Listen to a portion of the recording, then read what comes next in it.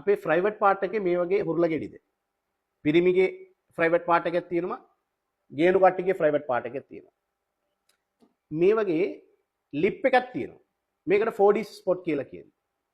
අපේ චීක් එක ඇතුල් පාර්ට් ඇතුලේ මේකක් තියෙනවා.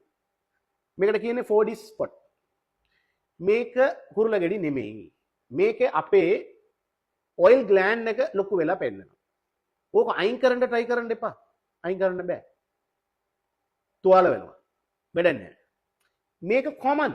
සාමාන්‍යයෙන් වයස ආවට පස්සේ මේක කොමන්. ගොඩක් කටියට තියෙනවා. and මේක අනිත් කටියට බෝ වෙනවක් ඒකත් නෙමෙයි. බෝ වෙන්නත් නෙමෙයි. මේක harmද ප්‍රශ්න කරන එකක්ද ඒකත් නෙමෙයි. කැන්සර් ඒ වගේ මුකුත් නැහැ. මේකට ට්‍රීට් කරනවා නම් සාමාන්‍යයෙන් මේකට ට්‍රීට් කරන්න ඕනේ ඔයාලට ප්‍රශ්න නැත්නම් ලිප් එක තියෙනවා.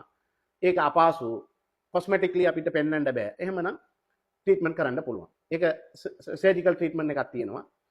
ඒක නැතුව අපි සාමාන්‍යයෙන් ක්ලින්ටාමයිසින් ට්‍රෙටින් පාවිච්චි කරන්නත් පුළුවන්. ඒ ක්‍රීම් බේස් ජෙල් බේස් එක. ඒ වගේ ආයුර්වේදික් ට්‍රීට්මන්ට් බට් සයන්ටිෆිකලි ප්‍රූෆ් කරලා නැහැ පාවිච්චි කරනවා. ඇපල් සිඩ් විනාගර් ඒක පාවිච්චි කරන්න පුළුවන්. පොල් තෙල් පාවිච්චි කරන්න පුළුවන්. ජුජබා ඔයිල් එක පාවිච්චි කරන්න පුළුවන්. Thank you.